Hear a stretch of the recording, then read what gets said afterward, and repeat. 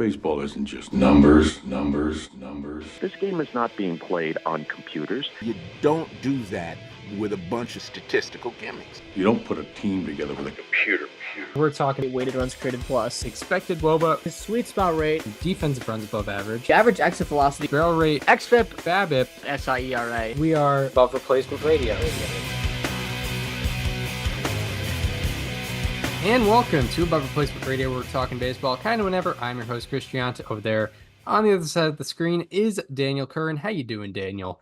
Chris, I'm doing very well today. It is the third to last show of the regular season, which is pretty haunting, I think. It's Roberto Clemente Day today. Shout out to number 21. Shout out to, I believe, ARR episode 33. Is that correct? Or was it 34? 34.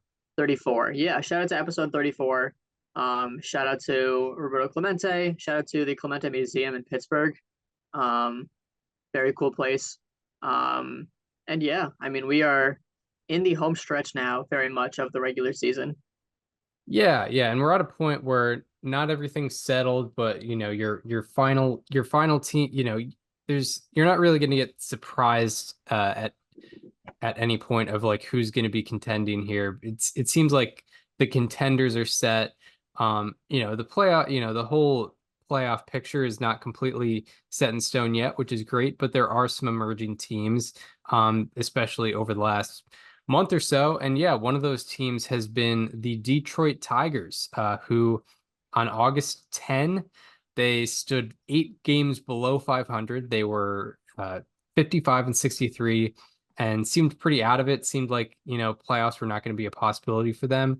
But over the last 31 games, they have gone 21-10, and now as an overall record, they stand 76-73, and they are only 2.5 games out of a wild card spot. Helps that the Twins have been kind of struggling. But yeah, what have you been thinking about the Tigers, your sleeper team? You know, coming out and, you know, really making a dangerous run at the wild card spot.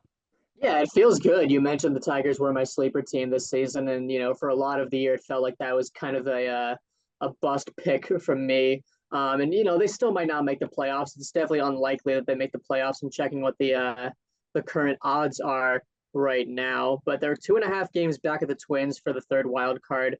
Currently, as they stand, Fangraph says an 8% chance, 8.7% chance of making the playoffs, which that sounds about right to me. Yeah, it's been a lot of fun to watch this team, you know, go on a run, and especially the way that they've done it. Their bullpen has been quite comfortably the best in baseball, I would say, since that August 10th span that you mentioned. As a unit, they have a 2.10 ERA. They have the highest FWAR in the league. And you look up and down the bullpen, and there's really not been a single truly bad pitcher. Of everyone that has pitched in relief for the Tigers since August 10th, the highest ERA belongs to Kenta Maeda at 3.92. That's the very highest. The worst guy they've had in terms of run prevention. The worst FIP is Brian Simmons at 5.20, but he has a 3.14 ERA, so he's gotten the outs that he's needed to. And outside of that, just everyone has been performing so excellently. Brant Herter has become, I think, one of my favorite pitchers in baseball. He's like the left-handed Christopher Sanchez. Oh, actually, no, he's the American League Christopher Sanchez. Christopher Sanchez also left-handed. But, you know, he's a lefty with a sinker, slider, changeup arsenal. He has a 57% ground ball rate this season. He was the starter of that almost combined no-hitter that the Tigers had the other night against the Orioles. He pitched. He started that game, did very well. And he's been, I think, kind of one of the emerging guys that have really contributed to this big Tigers run, which I think is why it's so exciting. Yeah, for sure. Yeah, it's been, their pitching has been absolutely excellent. You know, their 21-10 overall record in the span is the best in baseball. Their 2.51 total team ERA is the best in baseball, and that 2.10 bullpen ERA that you mentioned is also the best in baseball, which is interesting because, you know, when you think of the Tigers pitching staff, you really only think of one guy, and that's Tarek Skubal right now. And maybe a lot of people weren't even thinking too much about him because of his, you know, lack of innings before this year. But in terms of who they have outside of him, there's a lot of different guys who maybe aren't household names, but it just seems like a solid group of guys. It doesn't seem like it's, you know, three people that are, this three-headed monster. It seems like it's Tarek Skubal, and there's a bunch of pretty solid guys that have been doing really well over the last, 5 weeks or so. Yeah, absolutely. And I mean, you look up and down the lineup too, and you look at the guys that are contributing, it's all guys that are, hopeful future pieces for this team, right? Parker Meadows has the highest F4 on the team since August 10th. He has a 137 weighted runs created plus. He's played solid defense and center. He's running the bases very well. He's hitting big home runs, right? Like he hit that grand slam against the Padres down to their last strike in a 3-0 game, I believe it was. That was awesome. I got to watch that one live. He homered last night in the ninth against the Orioles, so he's coming through in big moments for them, just like he did for his first home run against the Astros last year, that walk-off. Kerry Carpenter is healthy, and he has a 161 weighted runs created plus in this span. Matt Vierling is hitting pretty well. Riley Green is back to producing the way that he was before he got injured. Even Torkelson has a 124 weighted runs created plus in the span. I mean, they're a guy that, he's a guy that obviously the Tigers are wishing they got more out of this year, but if he can finish strong and, go into the offseason with some momentum, I think that's big. But I would argue the biggest, takeaway that I've had from this Tigers run has been the emergence of Trey Sweeney. He was one of the pieces that was acquired from Detroit or from Los Angeles in the Jack Flaherty trade. He's a shortstop, and he has been performing very well lately. He has, I believe, an above average like OPS plus in the span, as well as just many other stats. But more importantly, he's playing great defense. And I think what this really says to Detroit this offseason is, hey, we have a shortstop that plays very good defense and can be a league average hitter. His expected stats are very good. He's just, hitting the ball in the air to center a lot. We don't even have to think about Javi Baez right now. Like, I don't think they're going to release him. There's too much on that deal left. I believe it's 3 years and $73 million after this year. But if they can have a shortstop that at least is competing with Javi Baez for the opening day spot on the roster next year, or even just automatically has it and Baez has to win it back, I think that's so crucial, because that's a bat that they don't have to put in the lineup every day. And it's, if Trey Sweeney is going to play very good defense, there's not much you're really missing from Javier Baez, because the reason he was in the lineup all those days was because he is a very good defensive shortstop, regardless of how he's hitting, regardless of what his strikeout rate is, his chase rate is, whatever it is. So the emergence of Trey Sweeney, I think for me, has been a major catalyst for Detroit, not just for this span, but going forward. Right. Yeah. And Baez has, unfortunately kind of been almost symbolic uh of things going a bit slower than the Tigers organization wanted them to go since the start of 2022.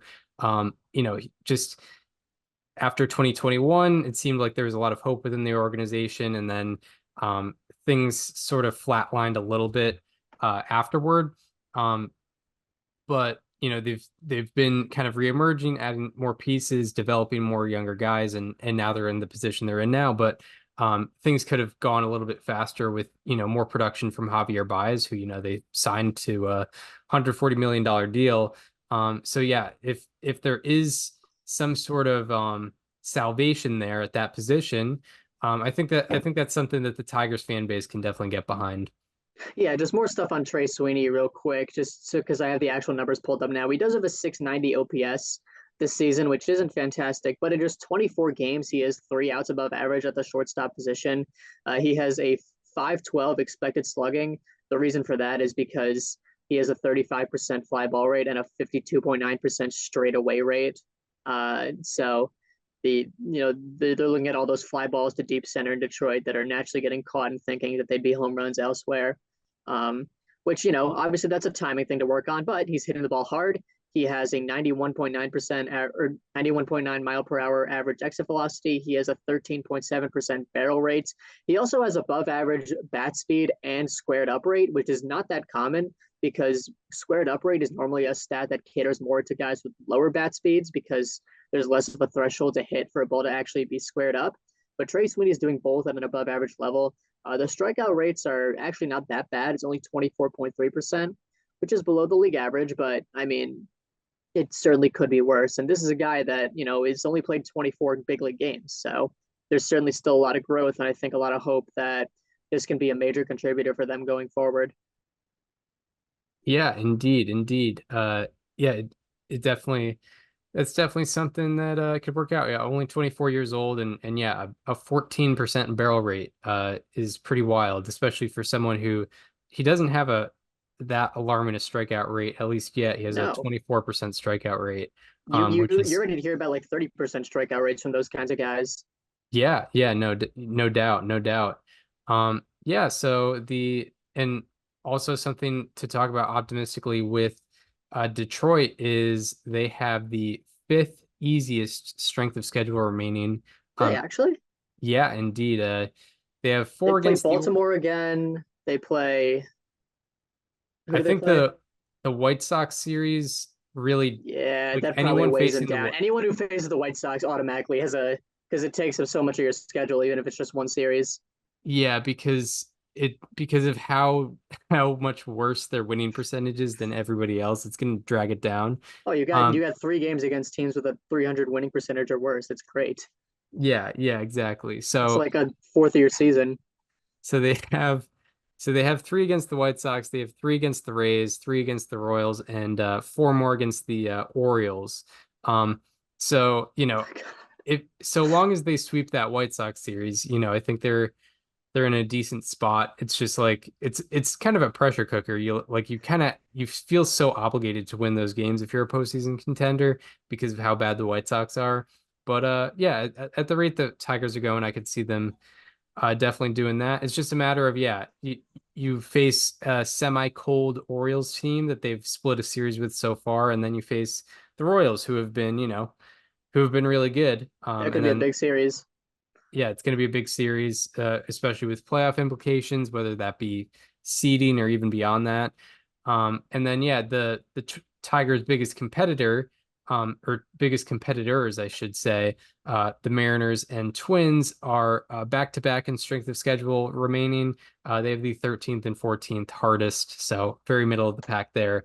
So yeah, they're neither of them are facing the White Sox, so that's a good thing for Detroit. But yeah, good thing for the Tigers is they've got an easy strength of schedule relative to the rest of the league.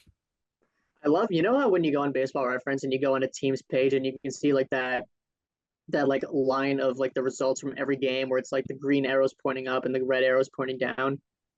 Yeah, The White Sox one from this year will never not amaze me. It's so funny. yeah, for sure, for sure. Like before like they're not statistically they're not going to be worse than this team. But like I'm sure we've all looked at the 1899 Cleveland Spiders one at least once and been like, that's not possible. But like this is kind of the closest that we might see to what that looks like in real time. Yeah, it is crazy that that the White Sox team is happening in the year 2024. This is like stuff of legends. Well, they have to go, I believe, 8-5 from here on out to avoid having the most losses in modern baseball history, That's insane. which they've won 9 games in the last like 2 months. So they have to do it in 2 weeks. Yeah, no, it's wild. It's wild. But yeah, I mean, yeah, Fangraphs has the Tigers playoff odds at 8%. I'm kind of surprised it's not more. I mean, I know those charts don't take into factor quote unquote momentum or anything, but Mm-hmm. 2.5 games, it's really not much. It's two more Twins losses, two more Tigers wins consecutively. They're only a half game out, and then it's pretty much anybody's game after that. Mm-hmm. Um, so yeah, anything more on the Tigers before we want to get into power rankings? Yeah, one thing that I just wanted to point out with the Tigers, I think I got to watch the game last night.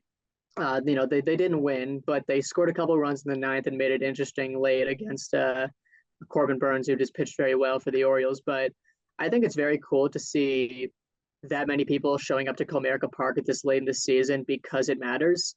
Because that's something that we haven't seen in quite some time. I actually looked into this. Last night's announced attendance at Comerica Park was I think 33,513 according to MLB.com.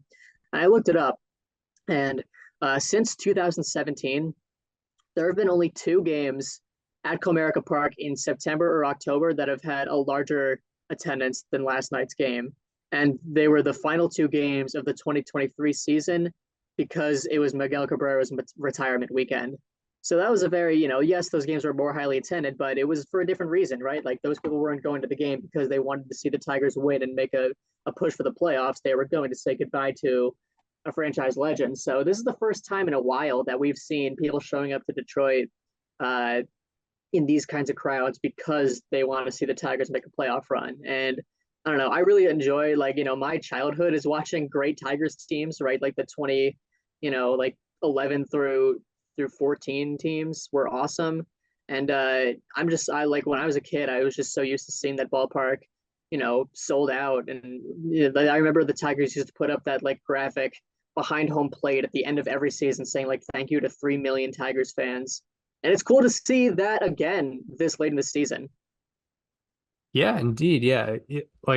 Yeah, for people our age, people, we're both or you're 24, I'm 23, and you know, for people our age, we grew up on, those very competitive Tigers teams with obviously Miguel Cabrera, but also, Prince Fielder, Max Scherzer, Justin Justin Verlander, Verlander, Victor um, Martinez, Victor Martinez.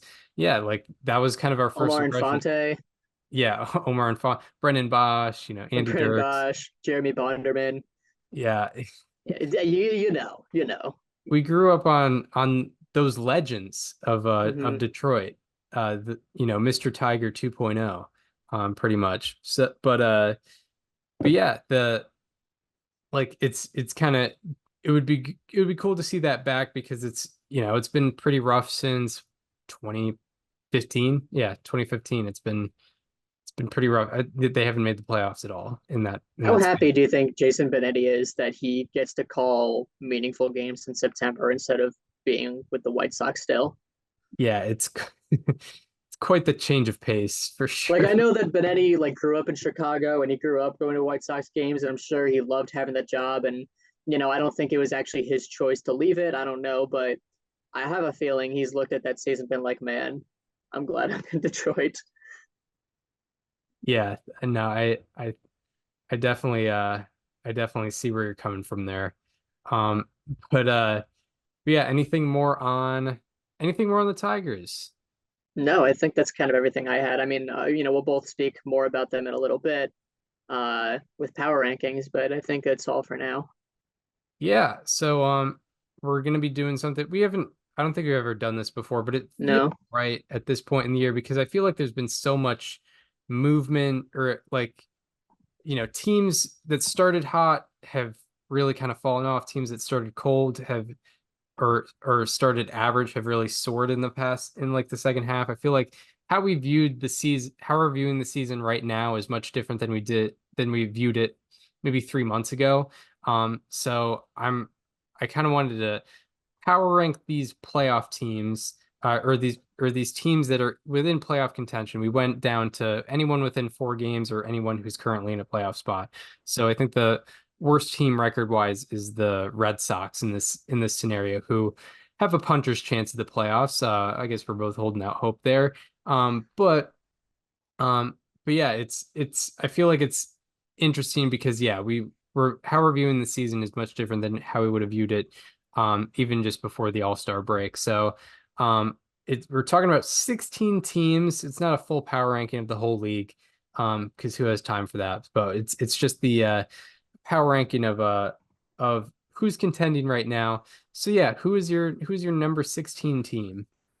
Yeah, this was a very tough list to make. But at number 16, I put the Seattle Mariners. They are playing better baseball as of late, and they had a couple big comeback wins against the Rangers. One on Friday night, one on Saturday night. I got to watch the Randy Arozarena walk off uh, from last night. Julio Rodriguez is also, finally turning it on. We've been waiting all season for it, but I mean, it's been happening since August 28th. Julio is slashing 353, 416, 618 for a 1033 OPS. He's homered in back to back nights. But the offense, I just still don't know. I still can't really trust the offense to show up on any given night. Like, they've had a couple breakouts from Victor Robles this season. Luke Rayleigh has been big for them in the last few weeks, which has been solid. But I just don't know what to really think of this offense, and also the bullpen has been not great lately. Andre Munoz has struggled in his last few outings. They haven't really had a reliever step up in the last few weeks. I feel like every year there's at least one Mariner reliever that just like completely takes the team by storm, and it just feels like they haven't really had that this year outside of Munoz, who even then has been a lot more privy to the home run ball this year uh, compared to previous years. But I don't know. I mean, the rotation is still awesome. Luis Castillo did just go down with an injury, um, but I don't know. It's just hard to really gauge a ton of momentum because every time the Mariners have given us like some kind of momentum this year, it's been kind of immediately snuffed away. So I have the Mariners on my number 16 spot, and Right. they have a tough schedule to finish out the year. They have the Yankees coming in. They go to Texas, who is probably their weakest opponent in terms of trends. They play at Houston, and then they are home against the last games in the existence of the Oakland Athletics, who have been one of the best teams in the second half. Yep, indeed, indeed. And yeah, Mariners are currently 2.5 games out of a playoff spot.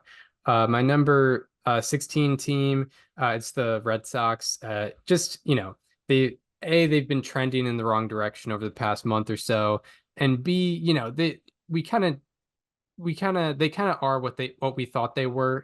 They're turning into that. We thought coming into this year they were last place team was exaggerating a little bit. Not that that was just compared to the rest of the division. We thought they were going to be around 500, maybe a little bit below 500, as they've been the past few years. And yeah, they've kind of shown us why in the past whatever month or so. Offense has really slowed down over the past few weeks. Rafael Devers' production has slowed down, and they're over after April or so, the overall pitching depth kind of showed itself, or overall lack of pitching depth showed itself. So they just don't have a lot of pieces. There's not really, they're not really complete in any phase of the game, whether it be offense, defense, uh, bullpen, or starting pitching. And yeah, in terms of, if I'm a contender, among these teams, I'm the least scared of the Red Sox right now. So yeah, I have the Red Sox number 16. Who you have in 15th? Yeah, at 15, I have the Red Sox. It was pretty much a toss up for me between them and the Mariners for the last spot on this list, and I went with the Red Sox only because I think their offense has a better chance of just kind of turning it on in any given game. I mean, they have plenty of options. I know that Devers has been battling some injuries lately, but he's still a guy that you intentionally walk with the bases empty because you're so scared of him. Regardless of how bad he's been playing with the injury over the last few weeks. Duran has obviously been a major contributor for them throughout the year. A guy that's going to get MVP votes. O'Neill has been, very streaky, I would say. Yoshida's hit well. Abreu's been a promising bat. Casas has struggled since his return from the injury, but he's still a guy that, it could, you still see him in that box and think about the possibilities of him hurting you. I know the pitching is bleak right now, but they've still been getting fine enough outings from guys like Bayo, from Cutter Crawford, Nick Pivetta, even Cooper Criswell in the last few weeks. The bullpen's been a disaster. I mean, there's no other way of putting that. But I put the Red Sox over the Mariners only because I feel like on any given day they have a better chance of showing up, at least from an offensive perspective. Right, right. At 15, I have the Mariners. And a lot of it is just like namesake in terms of, looking at the Red Sox roster, looking at the Mariners roster. I see more potential in the Mariners roster. Their pitching staff is very good, at least when they're at home. I think there's a little bit of something to look into there. But there's guys who can turn it on, like Julio Rodriguez, or I could definitely see a Randy Arozarena get hot. I can see Cal Raleigh, like there's there's two different types of Cal Raleigh. There's Cal Raleigh when he's not homering, and there's Cal Raleigh when he's homering. When he's homering, he's one of the best hitters in baseball. You But when just you he's just described Cal Raleigh from the left side and Cal Raleigh from the right side. yeah, right. So when he's homering, he can be amazing. When he's not, he he can be one of the coldest hitters in baseball. But yeah, I just see more potential out of the Mariners roster. But the, I why I have them as low as I do is A, their record is not as impressive as the rest of the teams, and also they've been kind of on a downhill course since maybe about June. Maybe not the steepest downhill course, but downhill nonetheless. So yeah, who do you have at number 14? Yeah, at number 14, this is where I put the Detroit Tigers. I know we just spent a whole segment, gushing over them, but this is still a very young team, a very inexperienced team, and I think there's just too much that has to go right for them to make the playoffs. And if they make the playoffs, I think there's even more that has to go right for them to win a playoff series or make a run. The oldest hitter on the Fangraphs projected roster right now is 29-year-old Jake Rogers, who is their 9 hitting catcher, who is there for defense. I know I put him as a player to watch this year, but hey, I was wrong on that one, at least from an offensive perspective. The rotation after Skubal has so many question marks in a potential playoff series right now. Game 2, you're picking between Brant Herter, Ty Madden, Kiter Montero, Casey Mize. I don't know if Reese Olson is coming back or not. My guess is probably no, right? Is Reese Olson Um, coming back? Oh, he's trending towards an early return next week in Kansas City. Okay. Even still, you have Reese Olson coming off an injury. Um, so I don't know. There's just too much that has to go right for this team. They are obviously on the outside looking in. Um, and yeah, I mean, like I said, oldest hitter is Jake Rogers. There's a lot of young hitters in this lineup, none of which have playoff experience. Like between Parker Meadows, Kerry Carpenter, Matt Veling, Riley Green, Colt Keith, Spencer Torkelson, Jace Young, Trey Sweeney. I don't think there's a single playoff game except for like maybe Matt Veerling with the Phillies. Was he? I don't know. When did that trade happen? uh, after 22, I think. Okay, so yeah, after 22. So he did play 12 games and have 15 postseason plate appearances. But yeah, that's pretty much it. That's it. Um, So I mean, the veteran on this team in a potential playoff run is like honestly like it might be just Javier Baez from the bench. right. Yeah, exactly. Yeah, my 14 team is also the Tigers. Yeah, I don't really have too much to say on them. I think there's just more potential out of the teams above them. Tigers kind of have like a little engine that could vibe. Like the fact that they've gotten this far is already kind of surprising to me, especially given where they were at about 5 weeks ago. So yeah, yeah, lineup obviously has a lot of holes in it. There's some guys with great, who are performing well in it, like Riley Green and Kerry Carpenter. But there are a good amount of holes in it, especially based off performance um, this year, whether that's, Spencer Torkelson, Jake Rogers, Parker Meadows, like those are just bats that, you don't really want to have to rely upon. And then, yeah, the rotation after Scooble is definitely questionable. Bullpen's pretty decent, I think. But yeah, it's just you don't want your bullpen to be the strongest part of your team necessarily, unless it's absolutely dynamite. Um, but yeah, or you don't want your bullpen to be the only thing that's like above average about your team. So yeah, so that's why I have the Tigers in 14th. Who do you have in the 13 spot? Yeah, in my 13, this is where I have the team that a few weeks ago I said was the best team in this division. I have the Minnesota Twins. It's time for me to stand up and say that I was wrong with this team, at least regular season wise. I have no idea what I'm going to think of them in a potential postseason series, but they have played very poorly in the last few weeks. They're trending in the wrong direction. And a lot of this has been for offensive reasons. No one on the offense has really stepped up the last few weeks, except for like maybe Carlos Santana. They did just get Correa back from the IL. They did just get Buxton back from the IL. That's cool, but and obviously they are still in a playoff spot as of right now. But I just don't know what to think of this team come playoff time. They have a lot of pitchers who, rely on keeping the ball in the park in order to succeed. The injury to Joe Ryan, I think, really throws things off quite a bit. I don't know what his timetable is. I don't think it's very good, but Pablo Lopez, I do believe is a legit ace. I still believe in that. Bailey Ober has pitched nicely this year, but he's privy to the home run ball. And the rest of that is Zebby Matthews, Simeon Woods Richardson, and David Festa, who are all 24 years old, and also have home run issues. So it's hard to see any of them really making a major impact in the postseason. Of course, they absolutely could. The bullpen is very good in the back end with Duran and Griffin Jacks, but other than that, Cole Sands has been decent, but not a ton of people have stepped up super well this year.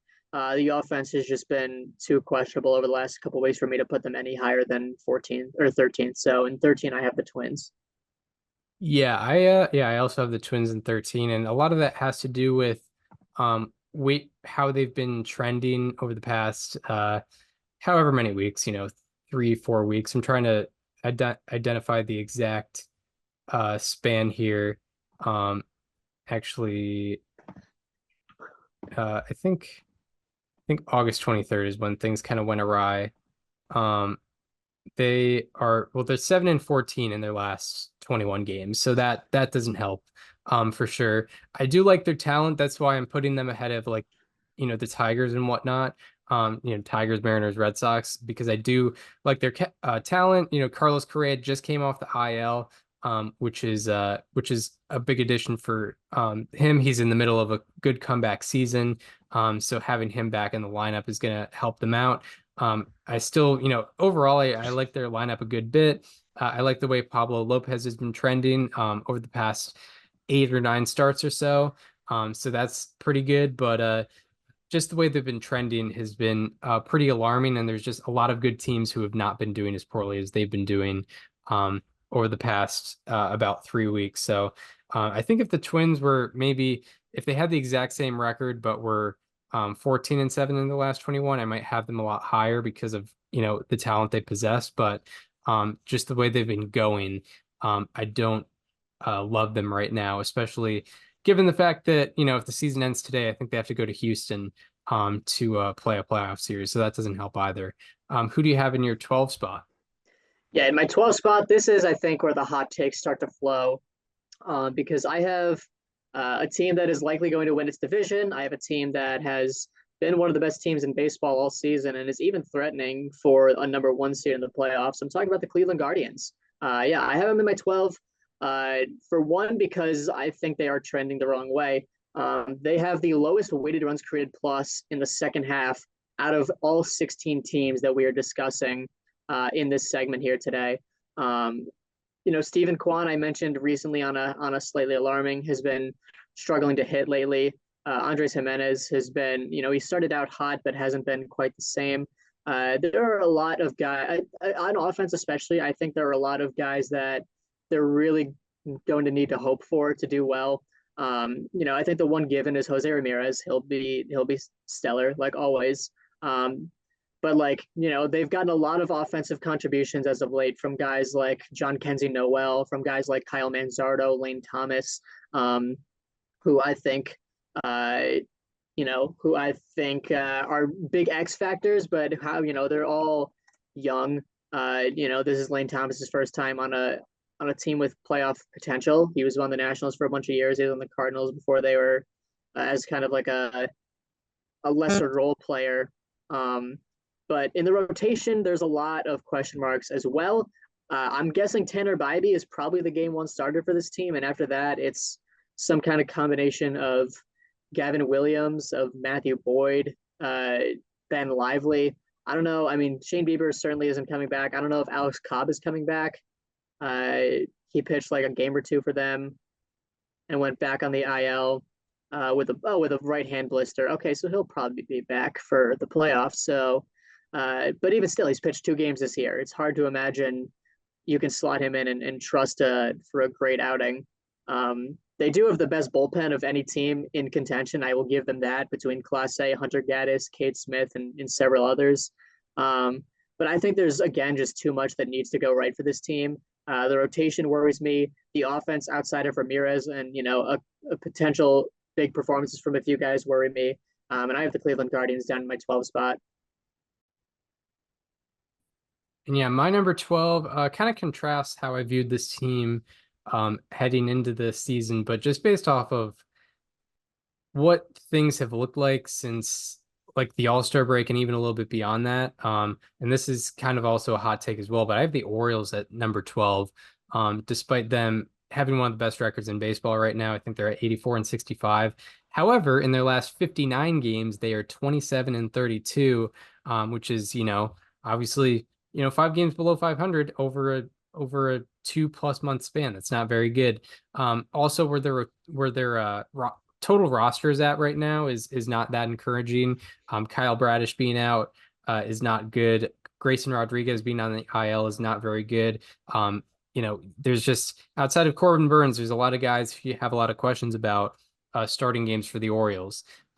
And also their lineup has not really performed very well as of late. Adley Rutschman has been kind of the poster child of or the symbol of them kind of underperforming as a whole.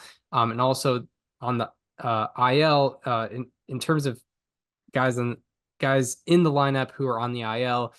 Both Jordan Westberg and Ramon Urias are on the IL currently, which is not very good because they were both showing reasons to be optimistic in that infield. And now there's some guys in that infield who maybe wouldn't be getting at bats normally who are getting at bats. So yeah, the Orioles, just based off the way they've performed over the last few months, I don't see them as dangerous as a lot of the other teams that I have above them. So yeah, I have the Orioles at 12. Who do you have at 11? Yeah, a couple of hot takes there in the 12 spot. I'm glad we're we're looking in different directions, but also the same direction at the same time, if that makes sense. Yeah. And number 11, I have the fourth and final AL Central team on this list. I have the Kansas City Royals. I put all four of them just outside the top 10 because I don't know. I don't know what it's going to look like when they're not. Well, I guess they might be playing each other, but when they're playing good teams that aren't in the same division, and also feeding off the White Sox. But the Royals have, I think their biggest strength this year that doesn't get talked about a lot is that they've been like easily the healthiest team this year. Like Seth Lugo, Cole Reagans, Alec Marsh, Michael Waka, and Brady Singer have made all but like 10 starts for this team this year so far. So to see how healthy they've been and also just how effective they've been all year has been really cool. They have a very legit playoff rotation between pick any four of those five, and then put one in the bullpen. The bullpen has been decent with, Urseg. He's been a major addition for them. They've had a few guys kind of break out this year with like MacArthur. Chris Bubich came back from the IL, which is exciting for them. Unfortunately, they are going to have to be without Vinny Pasquantino for a postseason run, which is unfortunate. And there's a lot of question marks, I think, in this lineup. You look beyond, the top three of Pham, Bobby Witt Jr., and Salvador Perez, and you have Michael Massey, Freddie Fermin, MJ Melendez, Adam Frazier, Maikel Garcia, and Kyle Isbell. So who knows what you're getting out of those options? I think obviously the playoffs comes down to who hits the most home runs most of the time. The Royals have a tough ballpark to hit home runs in, and they also have like a lot of guys where it's like, can they show up in the playoffs? I don't know. They could, but who knows? So I put the Royals at number 11. I did put them above any other team in the AL Central. Right. Yeah. They have been oddly very consistent throughout the whole year. I feel like they haven't Mm-hmm. had a whole lot of peaks and valleys as they would as you would call it. But my number 11 is the team out of Flushing, Queens, the Mets, who have been one of the hotter teams on this list. So maybe a little bit surprising that they rank this low, but just in terms of their roster, I still see a lot of questions about their depth, especially their starting rotation. It seems like a lot of these teams, there's questions about the rotation, but yeah, like they expected to have Kodai Senga back at this point this year. Unfortunately, he got injured again, which is really, really bad. And then looking at their lineup, outside of a select few guys, there's not really a whole lot of guys I'm like, oh, can't face this guy. Like there's Francisco Lindor, who's been doing great, Mark Vientos, who's been doing well. And then outside of that, outside of maybe like JD Martinez, it's not a whole lot of danger or a lot of things that I'm necessarily scared of as a pitching staff. So I think the Mets have just been chugging along, finding ways to win games, but I'm not confident about I'm not as confident about their performance going forward. Although I think it's better than a lot of these middling teams that we previously talked about. So yeah, who do you have in your 10 spot? Yeah, in my 10, I have another NL East team, but not the one that you just mentioned. I have the Atlanta Braves in my number 10. I don't know if I imagined putting the Braves this low in a postseason power rankings before the season started, but that's where we're at.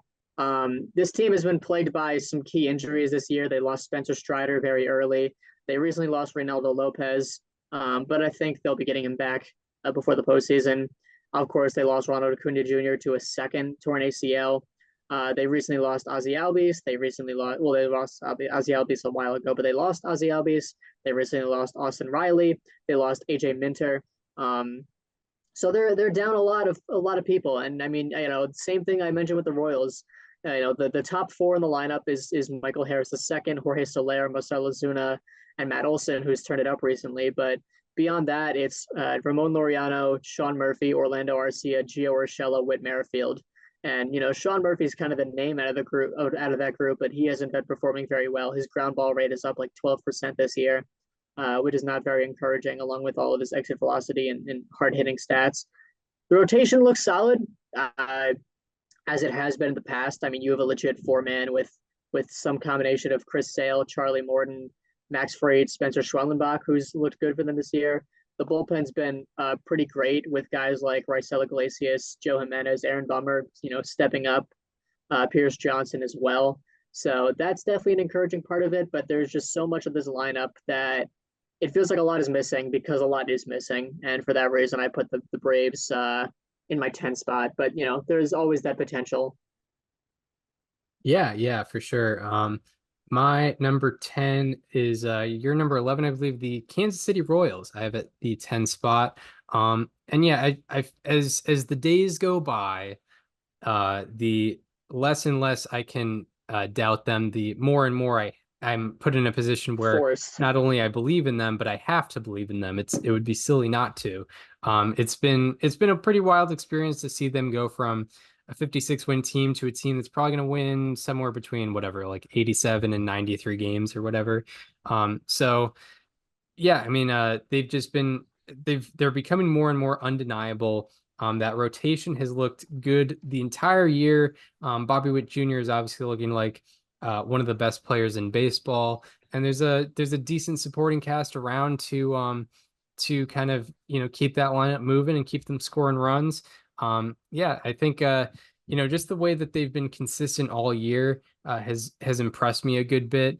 However, yeah, why I don't have them with the rest of the team is probably why I don't have them near the top is probably goes back to some of those preconceived notions before the season about just not a lot of depth, not a lot of star power outside of Bobby Witt Jr. So they would just kind of have to be the team of friendship or power of friendship team all the way through. Like obviously Seth Lugo has done great this year, but I don't think of him as a shutdown ace. And there's Salvador Perez has been doing very well, but I don't see him as the scary slugger. So unless they keep that going, I don't see a reason to rank them higher. However, I can't deny how consistent they've been. Who do you have at number 9? Yeah, my number 9, I have a team that's played its best baseball as of late, but also has struggled a bit. They are 5-6 in their last 11. Talking about the Arizona Diamondbacks. Their offense has been undeniably scary for the last few months. Eugenio Suarez has been among the best hitters in the league in the second half, pulling all those fly balls. Corbin Carroll has remembered how to hit. Ketel Marte is back from the IL. Christian Walker is back from the IL. Pavin Smith just had the Pavin Smith game on Sunday night last week. So there's a lot to be excited about with this team, certainly, and we know that they're capable of getting hot at the right time because we saw it last year. Um, Obviously, Brandon Pfaadt had a blow-up outing last night against the Brewers, which I think is maybe, I don't know, maybe last night swayed me a little bit too much in the wrong direction of this team, because they got shelled by the Brewers. But Zach Gallen has been, he's been Zach Gallen. And then I have no idea what to expect out of Merrill Kelly, Eduardo Rodriguez, and Brandon Pfaadt. I believe Erod has pitched better in his last few outings. I'd have to actually fact check that. But I mean, I think the bullpen has a lot of exciting pieces. We saw a lot of bullpen breakouts last year with guys like Kevin Ginkel, guys like Ryan Thompson, who showed up in a big way. And I think we could see that with Justin Martinez this year, most certainly. And yeah, I have the Diamondbacks in my 9 spot. Yeah, my number 9, I'm sticking in the National League. I got the Braves at number 9.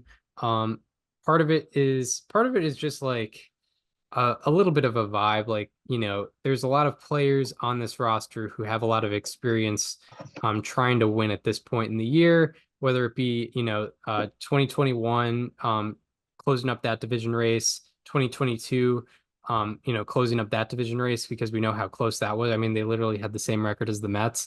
And yeah, just the amount of postseason experience that roster has definitely encourages me. I love their rotation. I like their rotation more than a lot of these teams. Like Sale has had a, unbelievable, obviously it goes without saying, unbelievable year this year. But also, yeah, the supporting cast of Fried, Schwellenbach, and Morton. I like that. I like that going into a postseason series. If they do in fact make the postseason, and the lineup is definitely depleted without Acuna and Riley. And I believe Ozzy Albies is out too. So that lineup is not the same, but there are some guys that can make an impact, and I think there's some guys in that lineup that you're just waiting to, flip a switch and just be good again, like Michael Harris and Matt Olson. I feel like they can, they have that potential. We know what they're capable of, so I have to kind of rank them higher based off of that. But yeah, I have the Braves at number 9 because yeah, in terms of if I'm a division winner, if I'm a division winner in the National League, I still don't really want to face the Braves, and I can't say that about some of the other teams in that league. Yeah. So who's your number 8? Yeah, the Braves, I will say, also do appear to perform better in the postseason when there's less expectations on them. So maybe that plays a factor this coming year. Right. My number 8 has not been mentioned by either of us yet. It is the Milwaukee Brewers. They have had pretty much the easiest road to a division championship this year. They've been out in front of it. I think they're probably going to be the first team to clinch a division because they have an 11-game lead on the Cubs. Their magic number is 4. The next best division lead is the Phillies over the Braves at 8 games. So yeah, I mean, they're going to clinch the division. I mean, definitely by our next recording, most likely. They have to face. They have who do they have? They have the Phillies and Diamondbacks coming up, but some strong competition. But like I said, they handled the Diamondbacks very well last night. They have 3 major hitters in Churio, Contreras, and Willy Adames, who's had by far his best season this year, that I think are very exciting. It absolutely sucks that they lost Christian Yelich for the year. If they had him, I might have put them further above 8th because I think the thing with this team is always the lineup, and if they can hit for power. And there's at least 4 guys in this lineup that I think, in a postseason setting, could hit a home run anytime they're up. It's Churio, Contreras, Oscar, Adames, like I mentioned, then Rhys Hoskins, who, he has postseason experience. There's, of course, that famous home run he hit against the Braves with the bat spike in 2022. I really like the combination of him in American Family Field in a playoff setting.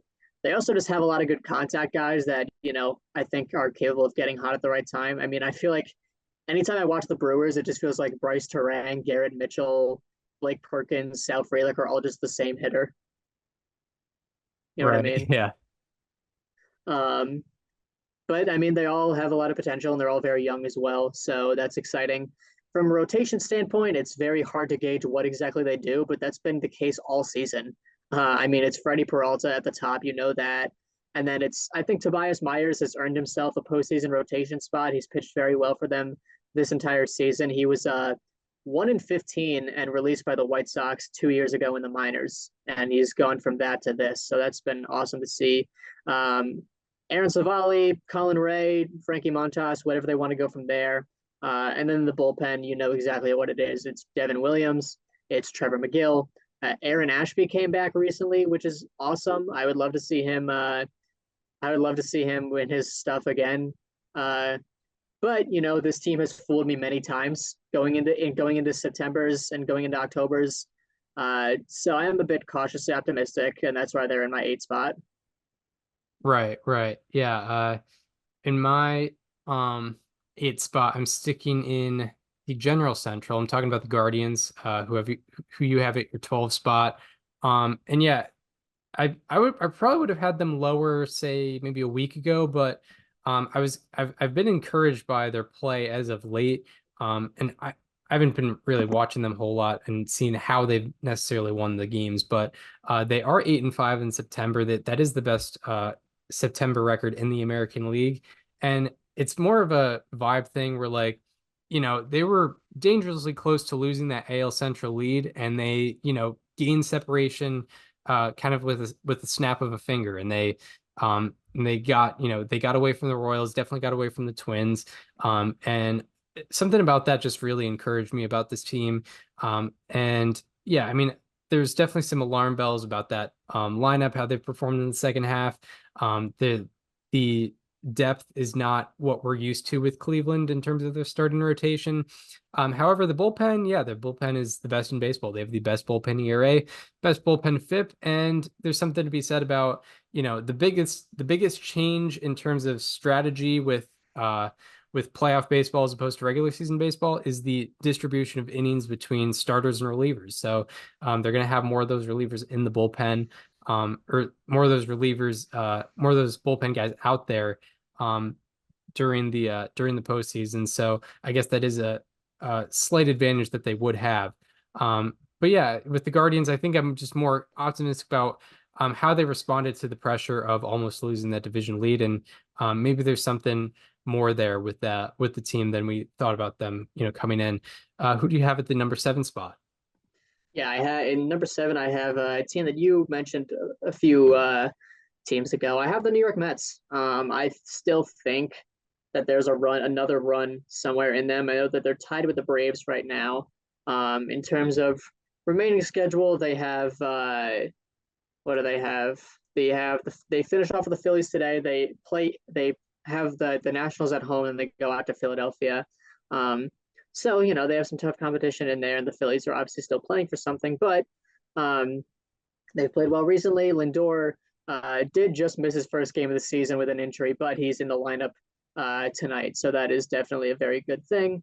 I don't know. I really like the emergence of Mark Vientos has been really awesome to watch. I still think Pete Alonso is some kind of threat when he comes to the plate at the very least. I know that, you know, he's still having kind of down year after down year, but you know, in a postseason setting, I still think he's a guy that can and will make an impact, just given kind of his status as a guy that's been viewed as the face of this team for a while.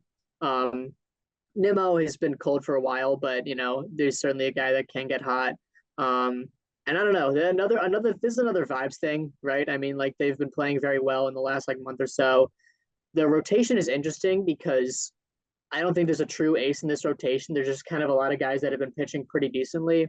Like I have no idea who the one starter is. If I had to guess, maybe it's like Luis Severino, and there's some combination of David Peterson, Sean Manaea, Jose Quintana. After that, a lot of lefties in that rotation.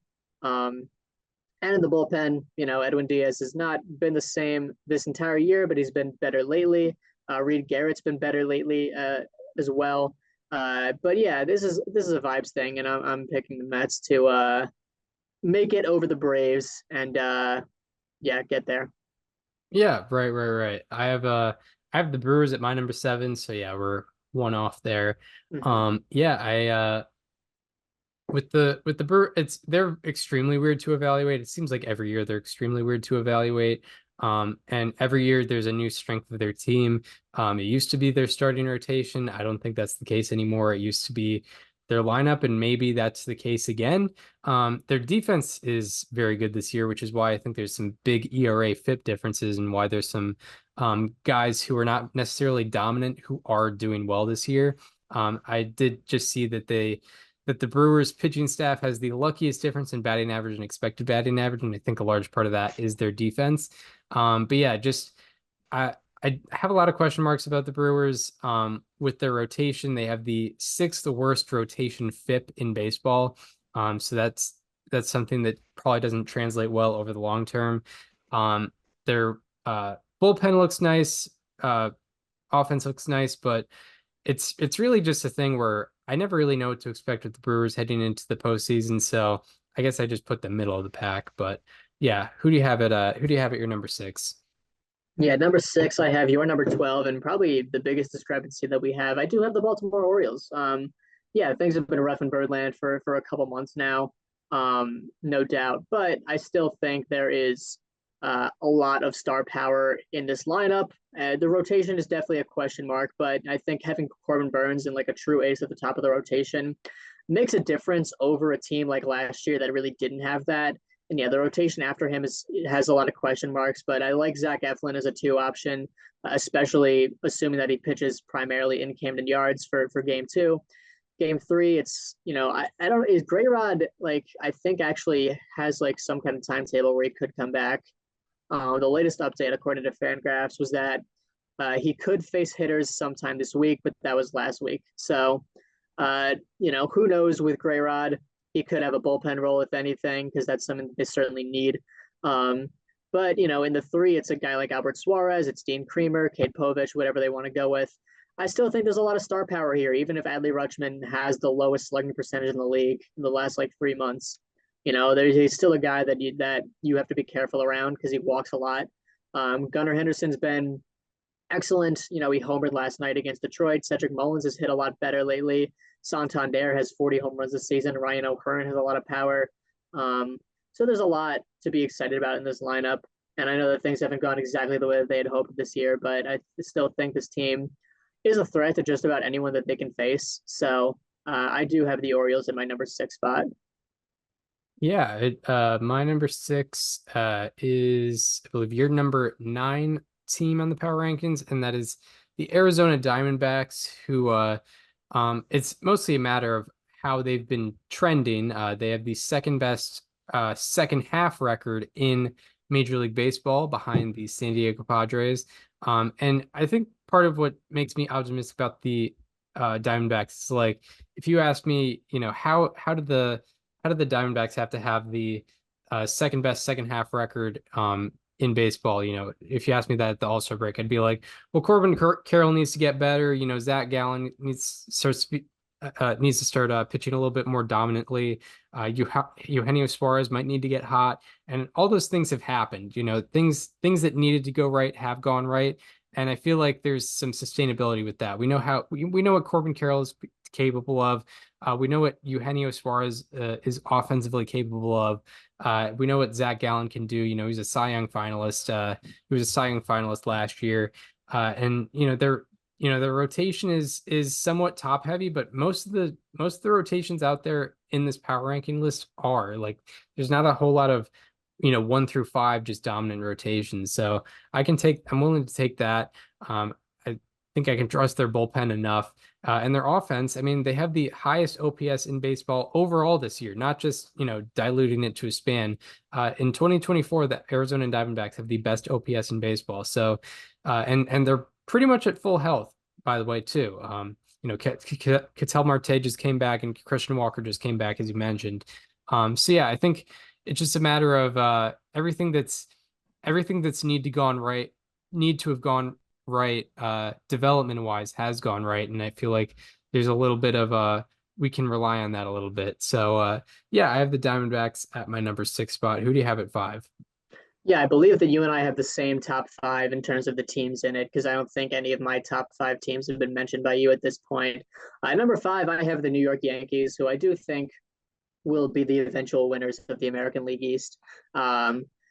And the reason I have the Yankees is because, I like a lot of what they have over the Orioles, especially in the lineup. I mean, I think right now their lineup is kind of at full strength right now. I mean, with Dominguez getting called up, with Chisholm performing the way that he is, with Stanton back from injury, it doesn't really look like there's a guaranteed out in this lineup right now. Like everyone in this lineup, it feels like they can contribute in some way. Obviously, they have the two godsends in Soto and Judge, and even down to Anthony Volpe. Like he's a guy that uh, doesn't hit for a lot of power, but I think can hit for contact.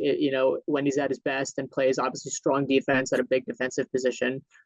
Jazz Chisholm has been very good for them. Or yeah, credit to him for that. My questions do, however, lie with the pitching because I don't know who in this rotation you can truly bank on. I mean, Garrett Cole's obviously your ace, and he's going to be the number one starter, and he should be. But he's had his postseason struggles in the past. He struggled in his last outing against the Red Sox, and I don't know. Like the vibes of Garrett Cole just seem a little off to me, especially with yesterday. Like intentionally walking a guy with the bases empty as a $324 million pitcher just kind of feels like if things go sour for him the rest of the year, that's kind of what we point to as the beginning of the end, if you will. They have gotten big outings from guys like Rodon and Heel in recent past, um, which is definitely something. But in a playoff setting, I just don't know who you can really lean on and say this guy is giving you the best outing he's got today. And for that reason, I have the Yankees at number 5, as well as the bullpen as well that has struggled. Indeed, indeed. Yeah, I also have the Yankees at number 5. There's obvious, you know, no one's going to be wanting to face the 2 and 3 hitters on the Yankees anytime at all ever, because those are two of the best hitters in baseball with Aaron Judge and Juan Soto. So yeah, I mean that is wonderful, but I feel like they make up most of the offense. In terms of depth beyond them, I don't. I'm not in love with it. I don't think the Yankees are necessarily a deep team, which is why I wouldn't have them above the other four. But they do have some quality pitching, as you mentioned. I like what I've been seeing out of Nestor Cortez, Luis Heel, and Garrett Cole in flashes. Like he's had some blow up starts, but he's also had some really good starts. But yeah, I'm just kind of concerned about their overall depth. I feel like they've been deeper in the past or had more, offensive weapons or starting pitching weapons or bullpen weapons in the past. So I'm not as confident going into them as the other four teams. However, yeah, as you mentioned, they're the highest ranking team we have in the AL East. So yeah, I think they're probably going to win that division. Who do you have at number 4? Yeah, number 4. This might be another hot take, but this is actually where I did put the Los Angeles Dodgers. They're a team with obviously perhaps the most star power in the league, right? I mean, Shohei Ohtani, Mookie Betts, Freddie Freeman, and all that is awesome. Teoscar Hernandez as well. Um, but this rotation scares the hell out of me, to be completely honest. I think they'll go Yamamoto game 1. I think they'll go Flaherty game 2, and after that, I have no idea what is going to happen at all because the other 5 pitchers in their rotation, the other 3 in their rotation right now are Walker Buehler, Bobby Miller, and Landon Knack. None of them have pitched well enough to earn a postseason rotation spot as of right now. And I don't see a win in any of those games if they pitch the way that they've been pitching. They obviously have a ton of guys on the IL right now between Glass now, who Dave Roberts said is probably not coming back yesterday. Kershaw is still there. Dustin May is still there. Emmett Sheehan, Gavin Stone, River Ryan. And Alden Gonzalez did hint that there's a chance that Shohei Ohtani pitches in the postseason. Dave Roberts said it's a non-zero chance. I can't imagine they give him a huge pitching role, given that he's just coming back now. Maybe they do like what Team Japan did in the World Baseball Classic Championship. They use him out of the bullpen, maybe in a high leverage situation. But there's too much that scares me with this rotation to really put them above the 3 teams that I have above them. But obviously the star power, you know, the lineup the way it is, sometimes maybe it doesn't even matter who's pitching because they'll just outscore the opponents no matter what. So the Dodgers I have in my number 4. Yeah, I have the Astros at number 4. And yeah, I mean, hopefully some people bought some stock in the Astros a while ago because yeah, they're one of the hotter teams in baseball. And now like their lineup is at full strength right now. Kyle Tucker just came back, which I think, bumps them up a couple spots, to be honest, because of, how talented he is and what he brings to the lineup. Jose Altuve has gotten somewhat hot again. Yordan Alvarez has been one of the best hitters on the planet over the past month or so. And their rotation is kind of revamped right now, or at least better than we thought it was maybe a couple months ago. Framber Valdez has returned to ace form.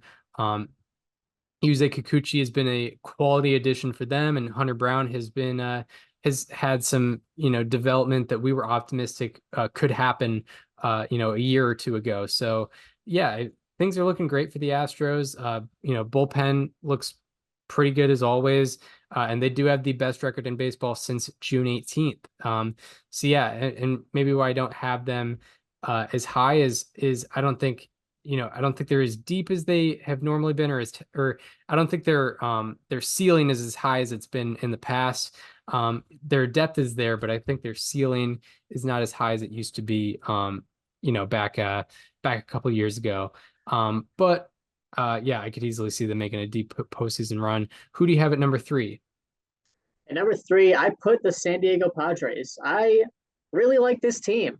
I think they are the prospect of them in a postseason series is very exciting. Tatis has really gotten back into his groove in the last week or so. He homered in 4 straight games.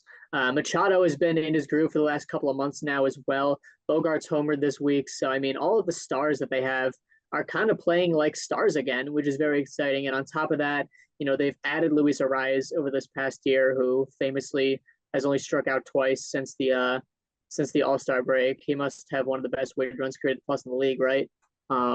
Anyway, they have Jackson Merrill, who has struggled lately, but still has been very encouraging for a 21-year-old that's playing a new position for the first time. Their lineup has a lot of depth, I think. They are going to be without Ha-Sung Kim for the playoffs, which is unfortunate, but I think this lineup is very exciting. The bullpen looks the best that it's looked in a while. Robert Suarez is a legit closer now. They actually gave him like the full closer engines and everything. They've added Tanner Scott. They've added Jason Adam. Jeremiah Estrada has been a breakout reliever for them. Adrian Morejon has been good for them, which is awesome. And then in the rotation, you can easily find 4 legit options here between Dylan Cease at the 1, and then pick your pattern with Joe Musgrove, Yu Darvish, Michael King, whatever you want to do. I think this is a more complete team than people realize.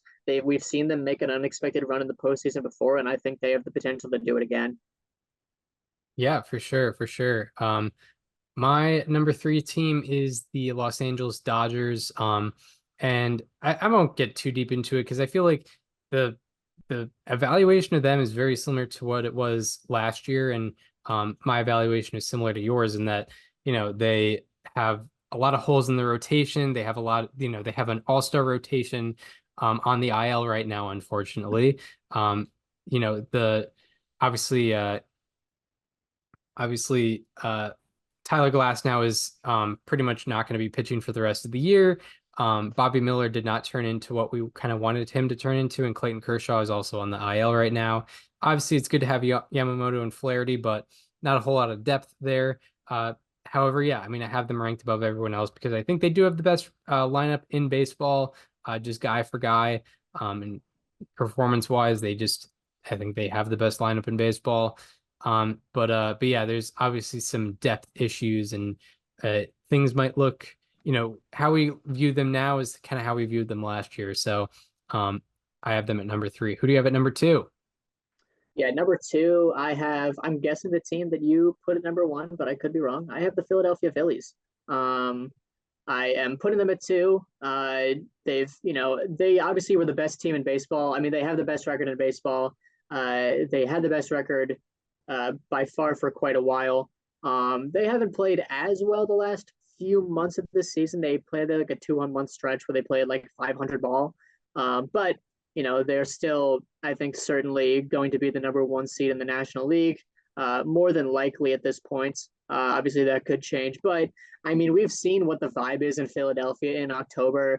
Like last year, people were talking about Bryce Harper, having a ring and putting it above Mike Trout.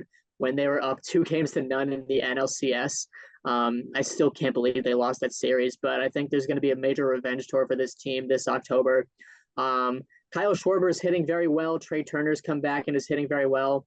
Alec Boehm has broken out this year, which I think is super exciting. JT Realmuto has sneakily been very good the last couple months here. In the rotation, I mean, I would put their 1 through 4 against anybody's with Wheeler, Nola, Ranger Suarez, and Christopher Sanchez. And in the bullpen, like we've criticized the Phillies bullpen for so many years because it was worthy of being criticized, but now it's Carlos Estevez, it's 518 native Jeff Hoffman, it's Orion Kerkering, Matt Strom, Jose Alvarado. There are a lot of exciting names here in this bullpen. And yeah, like I mentioned, it feels like a revenge tour is coming for this team in October for sure. Yeah, absolutely. The my number 2 team is coming out of San Diego. Your number 3 team? Yeah, 3 team. Yeah, I I'm really loving what the Padres have been doing in the second half. It's been talked about ad nauseum, but they have the best record in baseball in the second half. I love the idea, especially in a best of 3 series. I love the idea of throwing Dylan Cease and Michael King out there back to back. Like they have been doing extremely well, and I think they show a lot of potential to have some real shutdown performances. So I love what they bring to the table. And then if that doesn't work out, they have one of the better bullpens in baseball as well, and they kind of they added to that quite a bit at the trade deadline, but they have very good bullpen along with a very good top of the rotation. And that lineup has been performing extremely well. Jackson Merrill has been one of the best players in baseball over the past 2 months or so. Also, Manny Machado has kind of found a second life. He's been doing really well. Jake Cronenworth is having a bounce back year. Just a lot of optimism to be had about the Padres roster and how they've been performing. So yeah, I have the number 2. Who do you have? Well, obviously, tell me why the Astros are your number 1 team. Yeah, look, the Astros are not dead. I regret to inform you. I don't think we ever pronounced them dead on this show. I hope we didn't. I think back to 2005, there was that famous newspaper article with the gravestone that said RIP on the Astros season in June, and then they went to the World Series. And I feel like this year is kind of a, hey, by the way, like we're not dead sort of reminder. And the reality is, I don't know how many years the Astros have left in this window, but I feel like, and I think many people feel this as well, that whenever the end does come, it's going to come pretty hard. They have the worst farm system in baseball. Dana Brown has not been the same GM that James Click was. James Click was not the same GM that Jeff Luna was. And the Crane family has been operating weirdly differently since they won the World Series. But they still have Altuve. They still have Jordan. They still have Bregman. Kyle Tucker just came back from his injury. Yainer Diaz has been hitting very well for the last couple of months. Jeremy Pena is capable of going on a run in October. Given the weirdness the Astros have shown us for the last decade, John Singleton might just be a hero this postseason after we laughed at him for being pinch hit in a crucial situation last year. They didn't have really any promising rotation pieces a month ago, or not a month ago, but like 2 months into the season. And now they have a legit 1 through 4 between Framber Valdez and Hunter Brown in the top 2, who, by the way, have the first and second best F4 in the American League since June 1st.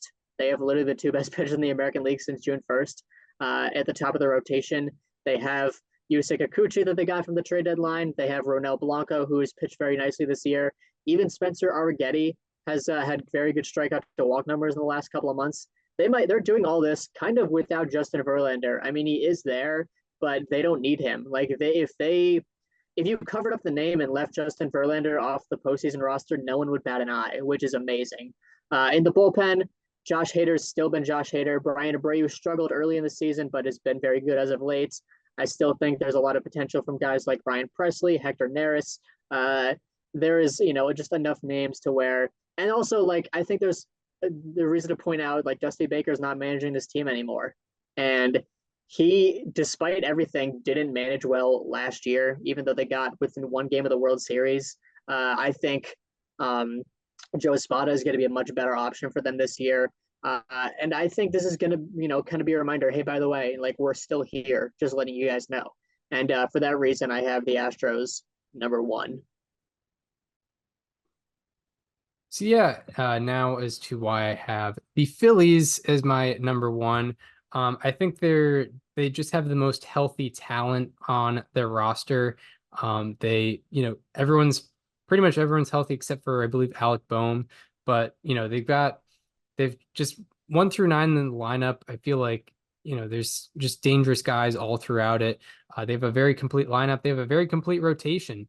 Ranger Suarez and Christopher Sanchez have kind of kept up to the high standard they set themselves earlier in the year. And then Zach Wheeler has been excellent as always. Aaron Nola has been pretty good. And then their bullpen has been really good as well. They have a lot of talented pieces in there as well. So yeah, in just terms of completeness and overall talent, I feel like the Phillies just have it. And then obviously there's the factor with everything they have with that playoff atmosphere and all the lore there. So yeah, that's why I have the Phillies in my #1 spot. So yeah, that does it for the power rankings. Do we want to go over them 16 through 1? Yeah, I'll go through mine right now. At number 16, I have the Seattle Mariners. Number 15, the Red Sox. Number 14, the Tigers. Number 13, the Twins. Number 12, the Guardians. Number 11, the Royals. Number 10, the Braves. Number 9, the Diamondbacks. Number 8, the Brewers. Number 7, the Mets. Number 6, the Orioles. Number 5, the Yankees. Number 4, the Dodgers. Number 3, the Padres. Number 2, the Phillies. And number 1, the Houston Astros. Indeed. I have the Red Sox #16. I have 15 Mariners, 14 Tigers, 13 Twins, 12 Orioles, 11 Mets, 10 Royals, 9 Braves, 8 Guardians, 7 Brewers, 6 Diamondbacks, 5 Yankees, 4 Astros, 3 Dodgers, 2 Padres, and 1 Phillies. So yeah, I mean, I feel like a lot of people would have I feel like there's a lot of fluctuation that can be had with this list. There's not really a firm dominant team or a firm or just a clear like level off, except maybe between like 5 and 6. Yeah, there's just it's gonna be interesting to watch this postseason for sure. All right, so now we will get into the part we've most prepared for with our players to highlight, starting with the bad. So we end with the good. We will get into our Sunday, September 15, 2024 edition of Slightly Alarming Statistics. He's been barreling up the ball way less. He's not missing bats. He's not getting the ball on the ground, and people are hitting it in the air more. It's been so bad. He is getting a Slightly alarming. Yeah, so for my slightly alarming today, I'm talking about a guy who was a 2024 National League All-Star. He was the lone representative from his team, but, did play very well in the first half, but has not picked it up since. I'm talking about C.J. Abrams from the Washington Nationals. Since July 3rd, he is slashing 174, 250, 311 for a 561 OPS and a 58 weighted runs created plus, along with a minus 0.5 F/WAR.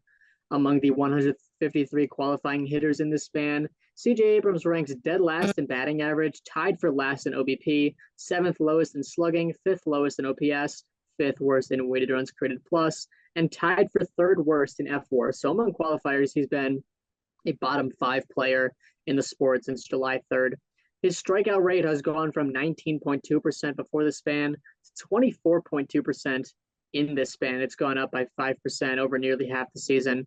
His fly ball rate has increased in this span, but his average exit velocity on fly balls has decreased from 93.5 miles per hour before the span, just 91.7 miles per hour in this span. His barrel rate on fly balls has also gone from 23.8% to 17%. So what this means is that C.J. Abrams is hitting a lot more fly balls, but he's not getting a lot of juice under them. And for that reason, he's flying out a lot, which is not good. His line drive rate has gone from 28.9% before the span to 12.9% in this span, the lowest among the 234 hitters with at least 100 batted balls since July 3rd. His average exit velocity has gone from 89.1 miles per hour to just 86.3 miles per hour in this span. And also before the span, of CJ Abrams' batted balls were above 40 degrees or higher. In this span, it is 21.4%. His sweet spot rate has gone from 41.3% before the span to just 24% in the span, the third lowest on that same list of 234. His hard hit rate has also gone from 43.4% before the span to just 35.1% in the span. So CJ Abrams is not hitting he's not hitting the ball as hard as he used to. He's hitting it in the air with a lot less exit velocity. And he's striking out more. And for that reason, he is getting a slightly alarming. Yeah, CJ Abrams. Slightly alarming. And that's also a freeze over because I had him as a how about that a couple months ago, I think just right before the All-Star break. Which is around when the span started. Yeah, indeed. I'm also taking a longer sample size here, which is always good because it doesn't feel like I'm overreacting. But my slightly alarming is Brandon Nimmo. In his last, he was an all-star. He was a snub this year. He was not an all-star. He should have been an all-star. However, he's not made his case any better over his last 51 games because in that span he is hitting 182 with a 557 OPS. Out of 153 qualifiers in the span, his average is third lowest, slugging is the lowest, and OPS is seventh lowest.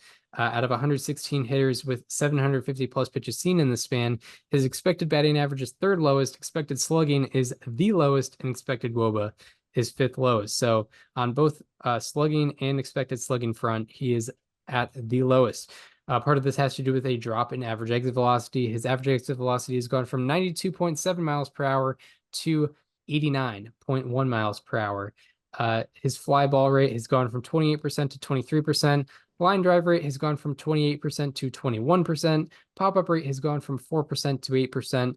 And ground ball rate has gone from 40% to 47%. So everything that should be going in the right, that should be going up is going down, and everything that should be going down is going up. And because of that, his sweet spot rate has gone from 40% to 27%. Out of 189 hitters with 100 plus batted balls in the span, Brandon Nimmo's sweet spot rate is 17th lowest, good for bottom 10% there. And most alarmingly, his barrel rate has gone from 13% before the span down to 2% in this span, a 2% barrel rate from Brandon Nimmo in his last 51 games. Out of 198 hitters, that barrel rate is 12th lowest. So yeah, Brandon Nimmo, he was someone I was pretty high on, especially early on in the season. His expected numbers were crazy. He has expected WOBA like over 400 over the first couple months of the year. Had a little bit of bad luck, but eventually got hot heading into the All-Star break and was looking like it was going to be a really good season from Brandon Nimmo, but that is greatly tapered off in the second half, and he is getting a slightly alarming. So yeah, Brandon Nimmo and CJ Abrams getting the slightly alarming, but now we will go from the lows to the highs, where we're talking players or subjects that have been outperforming their expectations with our Sunday, September 15, 2024 edition of How About That? He's striking out less, walking more, and he's also making better contact. Turning into a strikeout machine just out of nowhere. He's been excellent all around this year. And he is getting a How about that? Yeah, for my How About That today, I am crossing a team off the list today, leaving just one remaining. This guy, I don't think would have been eligible for How About That before this season or during this season, but he was a slightly alarming of mine earlier, so this is a comeback special. And I think his struggles have existed for most of the year. So now that he's on again, I think it's fair to point out what he's been doing better, and that's Paul Goldschmidt, who has been performing pretty well for the St. Louis Cardinals over the last few weeks. Since August 24th, he is slashing 389, 421, 625 for a 1046 OPS and a 189 weighted runs created plus, as well as 0.9 FWAR. Among the 176 hitters in the span, Paul Goldschmidt ranks 4th in batting average, 10th in on-base percentage, 11th in slugging, 9th in OPS, and 10th in weighted runs created plus. So he's been a top 10 hitter for a few weeks now. His strikeout rate has gone from 27.5% before the span to 19.7% in this span. That is a 8% decrease. He among the 228 hitters with at least 50 plate appearances in the span, he also ranks first in expected batting average at 365, tied for fifth in expected slugging at 652, and third in expected WOBA at 441. So all of the good on the surface stats are backed up by very good batted ball metrics, which is in part because of the 8% decrease in strikeout rate. Before this span, Paul Goldschmidt had an average exit velocity of 91 miles an hour, which was still very good. But in this span, it is up to 95.8 miles per hour, the third highest among the 114 hitters with at least 50 batted balls in this span. Also, before the span, his line drive rate was 22%, and in this span, it is up to 33.3%, tied for seventh on that same list of 114 hitters. His 13 fly balls in this span also have an average exit velocity of 98.8 miles per hour. That is tied for the fourth highest among the 195 hitters who have at least 10 fly balls hit throughout this span. Also, before the span, Paul Goldschmidt was hitting 235 and slugging 456 against all fastballs. And in this span, he is hitting 372 and slugging 558 against fastballs. Lastly, Paul Goldschmidt's barrel rate has gone from 9.5% span to 17.5% in this span. It is nearly doubled. So Paul Goldschmidt is making much better contact. He's making more contact. He is the first Cardinal in 2024 to be getting a how about that. Yeah, shout out Paul Goldschmidt. How about that? Don't call it a comeback. I've been here for years. I'm rocking my pants, putting suckers in fear. Pirates, you're on watch because that is all we have. One left. More episode. We have one more episode to do the Pirates, by the way. True, yeah, because they're not making the playoffs. We have made a pact that our last regular season episode we only highlight players who are no one wants to hear about no one wants to hear about how a guy on the White Sox has been doing well right before the playoffs. It's like we're not going to see him anymore.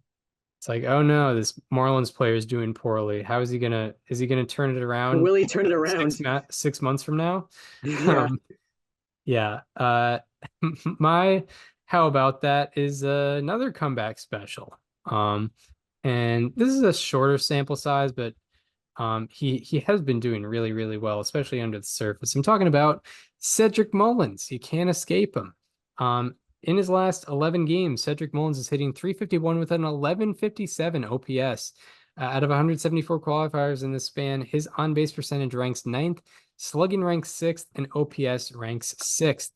Out of 141 hitters with 150 plus pitches seen in this span, Cedric Mullins' expected batting average ranks 2nd, and expected WOBA ranks 6th. Part of this has to do, much like Goldschmidt, with a higher rate of contact. His strikeout rate has gone from 20% before the span to 13% in the span. Also, his whiff rate has gone from 20% to 14%. And then out of 141 hitters with 150 plus pitches seen in the span, Cedric Mullins' whiff rate is the 7th lowest. Also, along with making more contact, he is also seeing the ball a lot better. His walk rate has gone from 7.6% to 13.3%. He has exactly as many strikeouts as he does walks in this span. Part of this has to do with his chase rate going from 28% before the span to 23%. He is also hitting the ball harder. His average exit velocity has gone from 86.6 miles per hour to 89.2 miles per hour, and his barrel rate has gone from 5% to 10%. And then along with hitting more barrels, he's doing much better in terms of pulling his fly balls. His rate of fly balls being pulled has also gone from 33% to 50%. And then along with doing the right things with the fly balls, he's also hitting more line drives, less pop-ups, and getting the ball in the sweet spot zone more. His line drive rate has gone from 24% to 32%. Pop-up rate has gone from 15.4% to 9.7%, and sweet spot rate has gone from 31% to 48%. And out of 169 hitters with 25 plus batted balls in the span, Cedric Mullins' sweet spot rate ranks 14th, good for top 10%. Cedric Mullins, he was underperforming for much of the year, especially between April 23rd and May 16th. He was particularly underperforming, and he got a slightly alarming. And I'm talking about the Orioles. I talked about the Orioles underperforming lineup wise or offensively earlier this episode, but Cedric Mullins has not been one of those guys, at least over the past 2 weeks, and he is getting a. How about that? And that does it for players to highlight, and we will finish off with Baseball Savant Trivia. This one I'm pretty sure we haven't done, but I grew doubt after I realized like we've done games of this similar ilk. We've done guess the expected batting average, we've done guess Yeah. the launch angle. So I'm doing guess the exit velocity today, which Oh I'm gosh. which I'm I'm 90%. I'm gonna be so honest. I am terrible with this. Like I'll play this game on my own, like when I'm watching games, and I'll be so off. It's not even funny.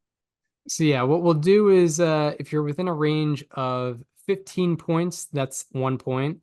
If you're within 10, that's 2 points. If you're within 5, that's 4 points. If you're within 1, uh, that's 10 points. And I'll give you a bonus guess. If you are within 1, you'll guess the exact Am I guessing decimal. the decimals? All right. Well, you'll be guessing the rounded version, but if you get within 1, I will allow you to guess the decimal, and if you guess that right, that'll be Okay. an additional 20 points. All right. Or that'll be an additional 10 points on top of the 1 point, or on top of the 10 points that you already got. So it could be a 20-point guess. Awesome. So yeah, I have eight exit velocities, and I'll give you how many lifelines will I give you? I'll give you 3 lifelines with the launch angle, because I think that could give a bit of a clue. So I'll give you 3 lifelines. But yeah, so let's just make sure I have everything in order. Okay. Or yeah, I have to open up the video first. Let me remember. All right. Okay. And now we're going to share screen. Make sure I share sound. Awesome. All right. Oh wait, needs to have my password. Go. Yep. Are you seeing I'm number seeing Rowan's Nick Contreras and Sal Frelick. Awesome. All right. Batted Here we ball number go. 1. Right away, Sal Frelick. All right, Third so pitch Sal he Frelick is sees. not Can't get him out. And you can necessarily a ask for hard a ball replay hitter. whenever. Yeah, I'm thinking it's like close to the hard hit threshold, but not quite there. I think a good context clue is kind of just the hitter in general. I'm gonna go with like 92 miles an hour on that one. And let me stop the share. You are pretty close. It is 88.5 miles per Okay. hour. That is All within right. 5, so that is going to be 4 points. All right, I'll take it. We'll make that 5 points, because I don't. 4 points is that's silly. We're gonna make it 5 points. So right. 5 points is what you're gonna get on that. And we're gonna make audible within 10 is 3 points is what I'll do. Cool. So yeah, you have 5 Is there a points point? on Is the there a board. point total that I'm going for? You know, since we haven't played the game ever, I'm just Okay. we're just gonna, you know, the effort is what we're looking for, I guess. Yeah. So yeah, on to the second one. Let's open this one up. Runs for Cleveland. Door Carson Spires. Gets under this one and pops it up into shallow right. India retreating. Hines coming on, but it's India to make the catch. 2 out. Pop-ups are so tough because they could randomly be just like 101 miles an hour. I'm kind of thinking the same range that I was at before. I'm gonna go with like 94 miles an hour. 94 miles per hour puts you within 5 once again. It was 98.6 miles per hour. Yeah, I thought I was too low on that one. So that's going to be another 5 points. So that's 10. All right, now we will get into keep clicking on the wrong tabs. Now we're going to open up the third video, wherever that may be. Yeah, open up the third video. And you will be looking at the third one. He's Hey, hit the okay, 16 there we go. double plays. Gibson could use one here. There it is on the ground. Second base one. Donovan the turn and in time. Good hard. Yeah, that was not hit very hard there, the double play ball there by William Contreras. I'm thinking like low to mid 70s. I'm going to go with 73 miles an hour on this one. You are within 5 again. Oh my That gosh. was let me get the exact number. 71.2. So I said 73. You said 73, so yeah, you were within 5. Wait, wait, how is that not within 2? I'm confused. It's within 1 is an extra so within 5 is 5 points, within 1 is 10 points. So obviously you're within 2, but Okay. So 5 through 2 is one umbrella. yes. Okay. So that gives you another 5 15. points.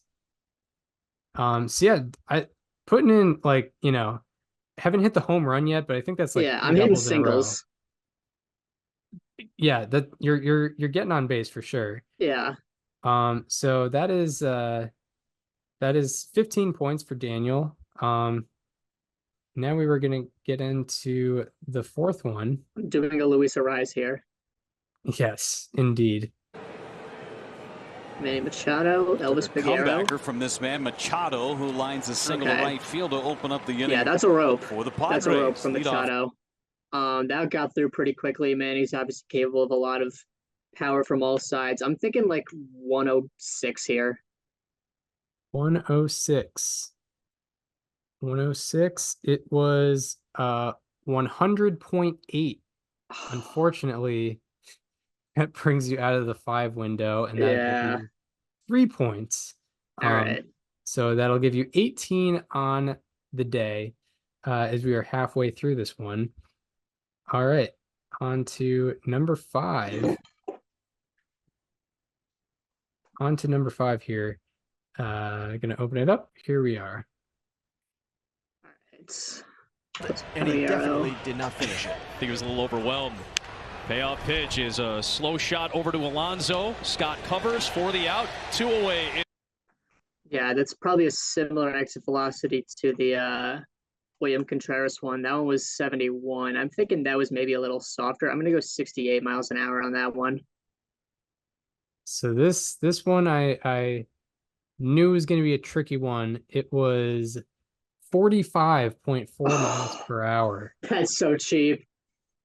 It was 45. So cheap. 45.4. Yeah.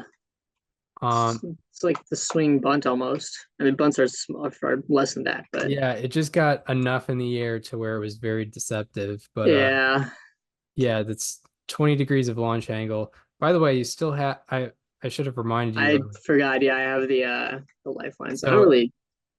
Yeah. But yeah. If you want to, just out of curiosity, I might just go without the lifelines, to be honest. All right, sounds good. We are learning as we're going along with these games, seeing what's necessary, what's not. On to number 6, where we are going to be viewing the 6th batted ball. There was a pitching change. Scott Alexander. There's one out towards left field. Andahar with the grab. Here comes the run. Nope, a stop. Yeah, that's a flare there from Kevin Pillar. I mean, that was not hit very hard at all. I'm thinking like 5 miles an hour. That one was 73.3 miles per hour. Man, that'll give you a point. Gotten worse. Yeah. So that is 19 points. We have 2 remaining. So yeah, let's see if we can get to 25. Yeah. Here. I need to hit a home run one of these times. I need to just get right there. All right, Brendan Rodgers. Not going to run.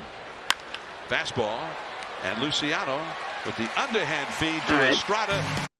That was hit at a decent speed there. I'm thinking like kind of same thing, like maybe around the hard hit threshold. I'm going to go 93.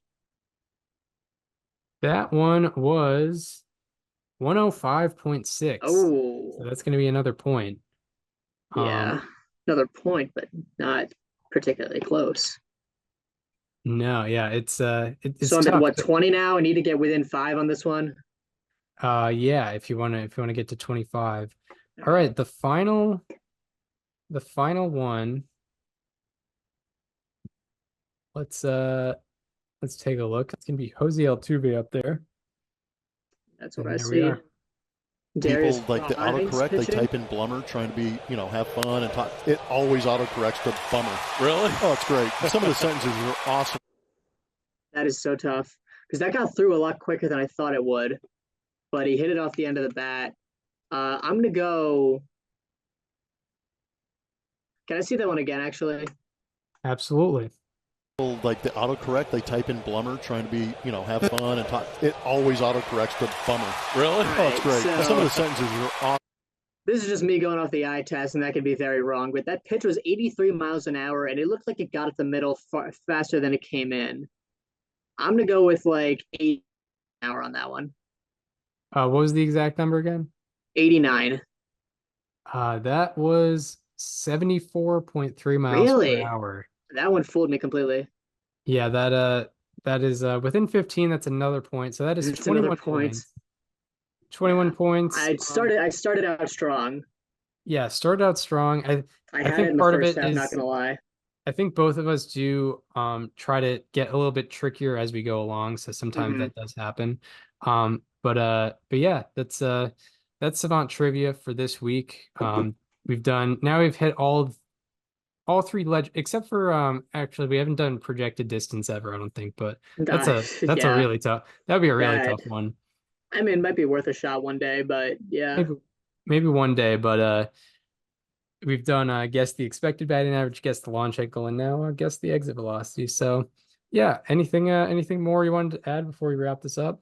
I think that was it for me today. All right, awesome. That shall do it for this installment of Above Replacement Radio. We hope you enjoyed this one. If you were listening on Apple Podcasts, Spotify, check out the YouTube channel. It is called Above Replacement Radio. Check out all the fun features. Check out the playlist with all of our guest interviews, all in one playlist. We've got guys like Jeff Passan, Foolish Bailey. We've got Sarah Langs out there, Chris Rose, along with Mike Petriello, among many others. Potential repeat guests as well, like Mark Simon. Yes. We also follow us on social media. Follow me on Twitter, @Chris_Gian, to follow Daniel on both Twitter and Instagram, @Daniel_Curran, and follow the show Instagram @Above Replacement Radio for all the show needs. And we hope you enjoyed this one, and we hope to see you next time, where we will be talking all the happenings in Major League Baseball once again. See you then. This conversation is over.